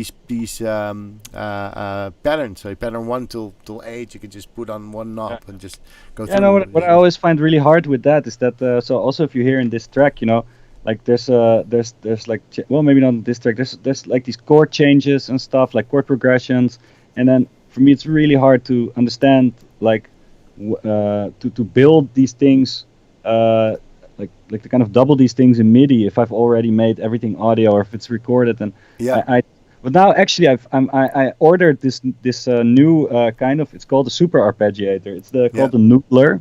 Have you heard of it? The what? The Noodler, NDLR. No, I don't know it. It really seems pretty cool, because I have a lot of synths and I want to use them in a live way, just without laptops or whatever. And because I'm not really good at playing, you would always need a sequencer. And then, I have the 303 and the sequencers. Just, man, come on, man. I just want to fucking play. I don't want to spend 10 minutes building a sequence of 2 chords, So this thing actually has 4 MIDI outs and 4 USB MIDIs, and it can how do you call it? Aansturen. Yeah. Yeah, cool. Basically, you can trigger 4 different synths, and then it has like unlimited amount of chord progressions and combinations that it can send out to all the synths. So it doesn't send out the same chord. It sends out the same chord progression to all the synths, but one synth it's really like a pad, a chord, and then another chord, and on the other one it's an arpeggiator, on the other one it's a melody, and on the other one it's a bass. But they're all in E with each other. Cool. So then I can program the same chord changes that I have in my tracks in that thing really easy, and it'll just keep playing those things. So you can randomize everything. And it's just a hardware thing, so I don't have to have a laptop. I can basically just turn my screen off and play with it. So this is something that I'm really looking forward to work with, and also for ambient music and just goofing around and finding new melodies. This is really nice. Yeah, so. Cool. So here Daniel actually shares NDLR. Yeah. Look at it. Here's the link. Nice. People want to watch it? Check out the link. Yeah, it's nice. So that's cool. So we've already been talking for like an hour, which is cool. We can go on for weeks, I guess. Yeah, for sure. What is if anybody has a question for my dear friend Francesco? There's still 24 people here, I think, or maybe even more. I don't know. There's like, let me check. How's the score? Yeah, man, we're being watched. I think there's 30 people watching everywhere. Great. I hope you're enjoying it. There are some questions popping in. Oh, there we go. Wow. Wow. Here we go. Now we get to the questions. We have another half hour to go. Here we go. First one for Michel Blauboer is got some tips for recording the guitar. How did you record it? I recorded it just really shitty because I didn't have that. So it was recorded, I guess, 4 or 5 years ago. So this guitar here is we recorded some. I had a beat. I already had a beat and a chord progression, and Raffaello just topped, played like top lines over it, and so we recorded it per track basically. So there's like one riff, with the sitar. And then we have, some smaller things, and the drone, which is basically on the background. Yeah. And a high one. And then another one. So these are all layered. So I never really, you don't want to play record it all into one. You know, it's just a bit messy, and he just played loops really long times, and then I loop one. Say I loop this drone. He played this. You know, I loop it, I play it, and he plays over that, and he came up with this riff, and together, you know. Nice. That's some great like sample sound design.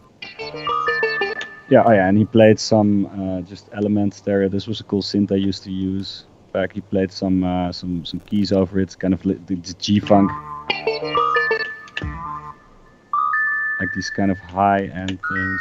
So, but yeah, for recording guitars, sorry, I was drifting away a bit. No for worries, recording no worries. guitars, we just put his output into the interface basically, and we also used the microphone to double it. But I didn't have a good microphone back then, so it was kind of not really the best sound. Yeah. But also, you know, it doesn't really matter because, you know, you can process it a bit. On guitars, I most of the time use these CLA, Chris Lord LG kind of processors to make them pop a lot. Ah, a bit yes. more. I know my roommate's really fan of this, the CLA ones.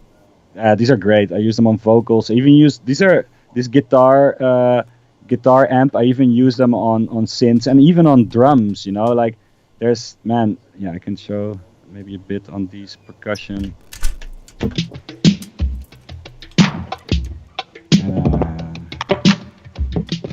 Awesome. You know, just try.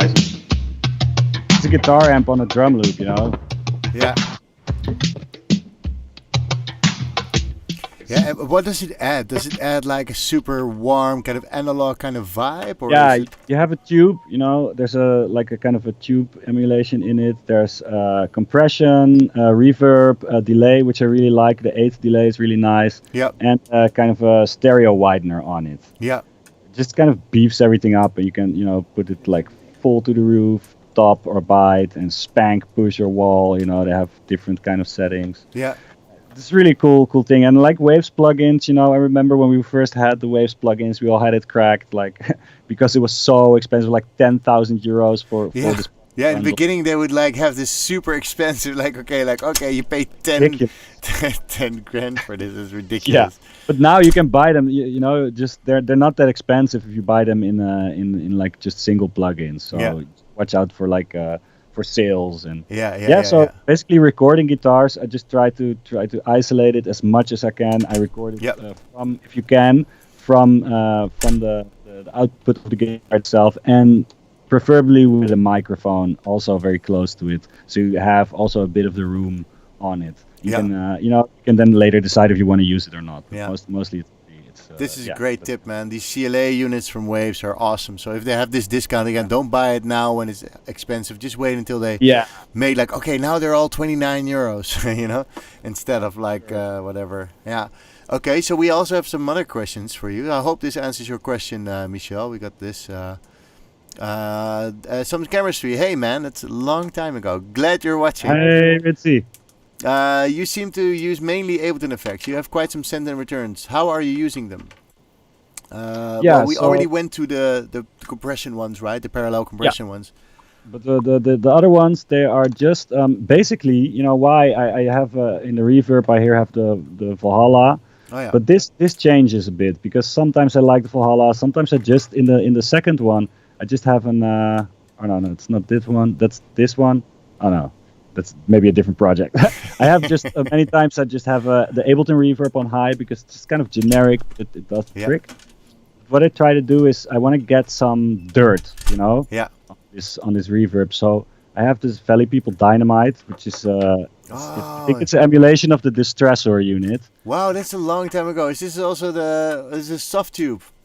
Yeah, it destroys, basically compresses everything so hard that it just. It really pushes it to the max, and it's a cool effect, especially if you put like say I have this reverb and I put a compressor after it on like a sidechain, so you know it will groove a bit, and I will put the Valley People Dynamite after it or before it, whatever, you know, whatever sounds nice. You can get this layer.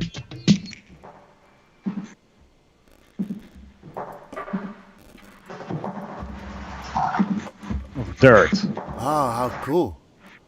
So it's just like you send it through this verb. It's like a verb that's really compressed and sidechained and Yeah. dirtied. Dirt. Yeah, yeah. That's And what I super do cool. also, I didn't do this in this project because this is a couple of years old, and I found a new way to do it. In other projects, I have always in my template for my Ableton, Yeah. I just have 4 tracks here on the top, and they're all sidechain groups. I can maybe get them from another project. Let me see. Let's see. That is so cool. Check it out. So then I use like 4 different sidechain channels, Yeah. and they all have Yeah. like ghost gigs on different places. Yeah. So this is basically always in my template, except for now, and they all have a different kind of Rhythm. rhythm Yep. on where the kicks are. So then you can actually, what I then most of the time do is I will put this sidechain. I will put it on, say, 1, and then the other reverb, because on the second channel I use a mono reverb. Yeah. Or is it mono now? Normally it's mono, like it's an old project, guys, sorry. Yeah. Yeah. Guys Yeah. listening. So I will make a mono reverb, because sometimes I like that, and then I will put the sidechain on, say, the second one, and I will put the delay. I have a delay here. Just, I Yeah. don't know, simple Awesome. delay. Yeah. This is great. Then put it on the third one, and so on. I have a long delay here. So you with a get all filter. these different grooves. I actually am Yeah. doing a tutorial soon on sidechain, different sidechain techniques, like having all Yeah. these different rhythms. I think that's a really cool short tutorial that I can throw Yeah. out there. Yeah, so this works really well with effects, because effects get pumped away in different kind of rhythms. So that's your returns here with your delays and stuff aren't just like a delay or a verb. I try to really get creative, so it sounds different, and it will add a little bit to the groove. Man, and what I also really come on, continue. sorry, man, sorry. No worries, What no, said man. about Go use for it. Ableton Effects. Yeah, for especially in my live set, I don't use any third-party plugins, because I just want to use everything in Ableton during my live set. I can't have it go wrong, and it went wrong plenty of times. So I just want to have stock plugins from Ableton in there. Same. Yeah. Be safe, Nice. Well, that's quite the answer, because Olmo had a question, tips for reverbs, but then he said already answered. So that's good. Sure. Nice. Yeah, Valhalla are great. I really like the shimmer one as well. I heard my roommates fiddle around with that one. The shimmer is also really nice. So the end of that. They're nice. They're nice. But I'm also like really very much fan of just the Ableton ones. If I blindfold people, I'm not sure if they can distinguish the stock ones from the Valhalla ones. But still, it's nice. Yeah. It's also the interface, which is nice. Which you sometimes like more. I like how it looks. All the stuff from Sign Vibes I also like. It's very minimalistic. This is kind of funky. I like this vibe. In the studio. Cool. But also, I just another reverb tip: the Convolution Reverb from Max for Live. Oh yeah. It's quite heavy though. It's a bit CPU heavy for sure, but it's very beautiful, and you can load up your own impulse responses. So that's also very interesting. You can get, you can use. There's 100 or so presets, IRs in there. Yeah. But you can also download whole packs of impulse response. You can even make your own. I never did. Cool. Yeah. The convolution. Okay, so there's another one. I've got a question. Bernardo Dadario says, I have my own live set with 8 tracks, but I've been bouncing all percussions, harmonies, etc. from my songs into single stems. Can you talk a little bit more about using groups and mixing songs into each other, collapsing the groups and just like not getting lost? Yeah, maybe I can open the live set or let's see. Ooh, Bernardo's in for a treat. Yeah, I think I was working here. Awesome. Yeah. Cool, man. This is great stuff. You've always been like you think in solutions in terms of live sets, and actually I have the same thing on the right side with my name, my BPM, my key. Exactly. So yeah, so what I do here, you see the colors again, 2 times 4 groups. And yeah, let's see, what track is this? So yeah, this is melody. So here I have melody and vocals. So here it's all just in the whole melody thing. It's quite minimalistic. So I just have the melody and Fox. So, but sometimes I just have to look for it. Yeah, I use these transitions here also for sometimes I put one transition thing. Yeah. Put it to transition from one song to the next. Yeah. It's weird stuff. But yeah, bouncing groups, man, it's hard. You have to kind of find your way in it. Yeah. It depends also. Like sometimes I just leave stuff out because I don't need it live, or sometimes I just bounce the whole group. Sometimes I just bounce a little loop of it. And the cool thing here is, you can just keep. Sometimes you build a longer one. I have exactly the same, and that sometimes you have to. It's all about if I can speak to Bernardo directly. Sometimes it's all about it's about making choices. So you're basically have to make a certain choice. Okay, I'm going to render this out this way. And then you make the choice. So you render everything out that way. You build your live set. You're going to go like, okay, I'm going to have it like this and this and this. And then you practice. You map it and you practice. But maybe you find out that the mapping doesn't work or the render doesn't work. And then you have to go back and do it all over again. But it's hard to say like you have to do it like this because everybody's music is different. Maybe your idea is different than others. But you could like take this as an idea. That you look at these 4/4 kind of setup, like 4 channels. I've got like kick and bass, percussion and hats, melodies and Fox. Is it right? Yeah. And then effects, I think, right? Sounds and effect. Yeah, sound design and effect. So you can either work in these 4 and just render your stuff out and try it like this. But maybe you find out like, I really like to play more with bass lines. So you maybe want to get it out of the kick and bass group. That's all something you have to decide on. I went to 4 groups. I had like drums, bass, music, and effects. That was my 4 channels that I tried. And I didn't like it because then I could mix, but I didn't like it. It just had way too less. And I didn't collapse them though. I didn't collapse the whole thing. So that's maybe a thing. I rendered the whole bunch as a group, which gave me way less options than having 8 stems. So I went back to 8 stems: kick, bass, hats, drums, sounds 1, sounds 2, which are pads and leads, and then I have vocals and pads of steps and leads, and then I have pads and vocals on 7, and on 8 I would have effects. But it's been a mission. I always say if I go to heaven and there's somebody waiting for me to go like, dude, you've been rendering so much time. You've been spending so much time rendering your music out. It's ridiculous, I've spent so much time, and it always takes rendering a track out costs you 30 minutes or so, 20 to 30 minutes. So it's really, it's really the effort, and sometimes you have to do it again. Some students say like, yeah, but if you render all the stuff and you have to do it again, it's a waste of time. Yeah. No, it's not a waste. Part of the game, man. You're part of the game. You learn, but Also, what's maybe cool to notice is that the color coding also goes to the tracks. So if you see this track is then this kind of yellowish, and this is orange, and then there's an orange one, there's a blue one. Yeah. And if you see everything that's this color blue is B minor. Okay. And everything that's orange is E minor. And everything. So you use.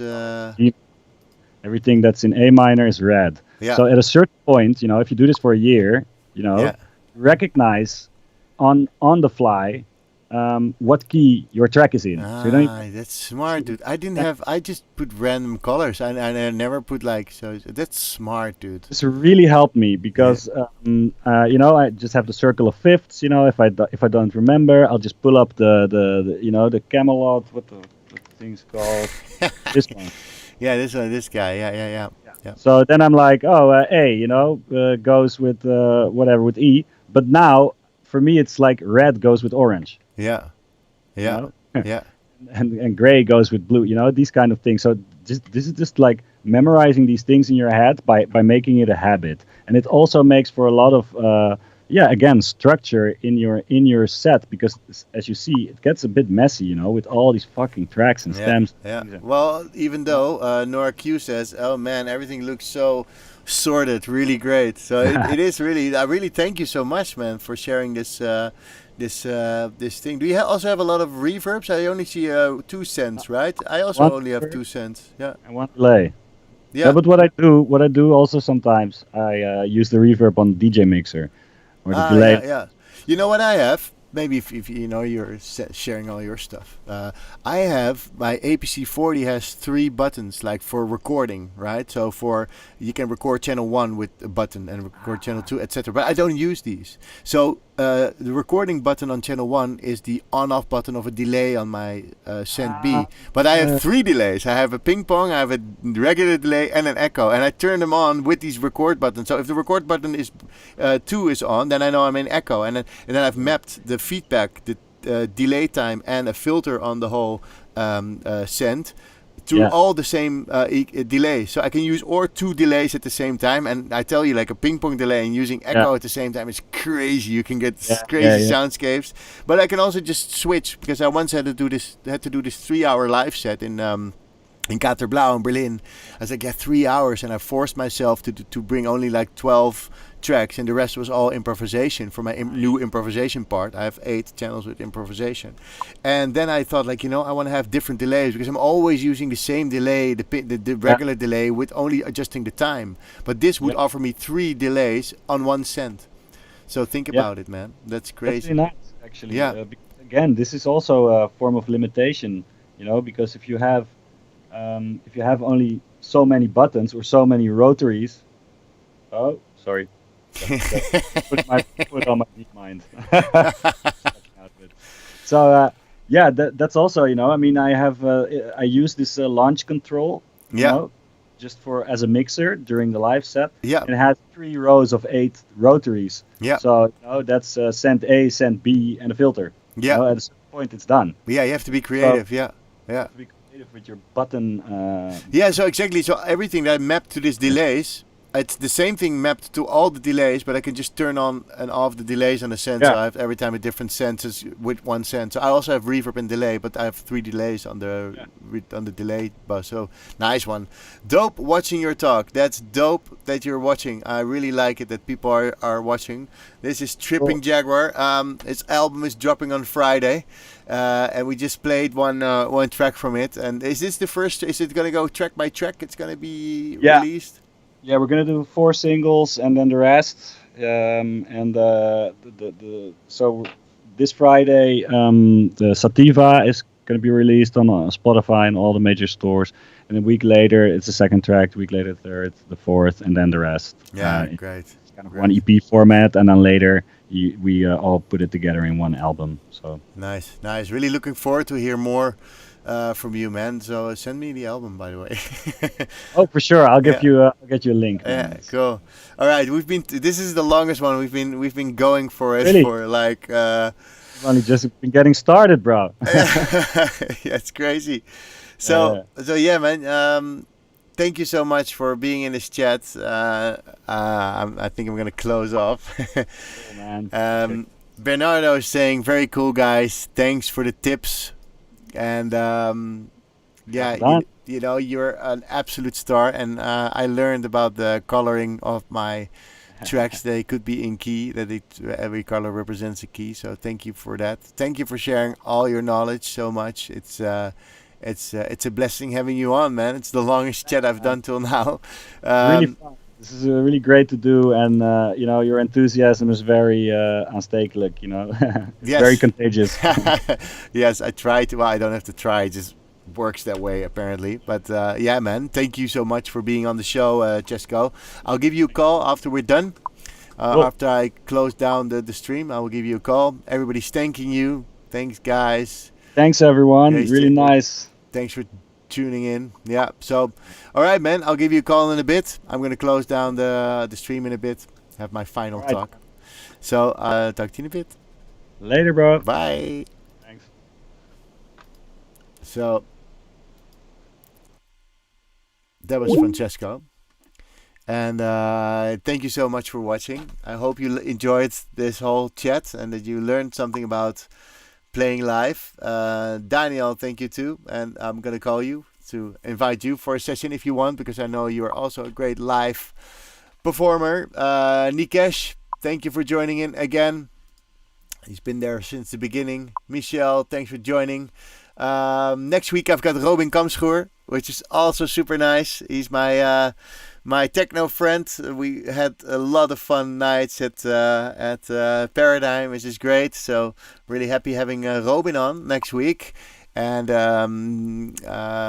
so that's up for next week for Sunday. And we had I had a little trouble coming on last Sunday, so I'm sorry about that if you tuned in. But this week we're here with classics. Duncan went to the vinyls. I think he's doing this at the moment, and this guy has so much vinyl and all the classics. Like, we literally go, oh this one in all sorts and shapes. So make sure to tune in on Sunday. We're gonna have a really special home flow. It's been 2 weeks since we've been online, and I think it's gonna be awesome. And we're gonna do amazing things. Oh, Max says my GMT time is wrong. All right, GMT time is wrong. Yeah, it's like 21 hours. Should be 20 hours, right? I think so. Should be on 8 o'clock. Anyway, we start around 7, and we go on till very late. So we have so many records laying around. So we're gonna make it a fun time on Sunday. Make sure to tune in. Next week I'm back with Robin Kamschoor. Check out Lessons in Live. Spread the word about what I'm doing. I'm really excited about teaching other people and creating a platform where we all share knowledge, because that's the thing we can do. Just sharing is caring, and we can all make better music for the world. So thank you for tuning in, and see you next week. Bye.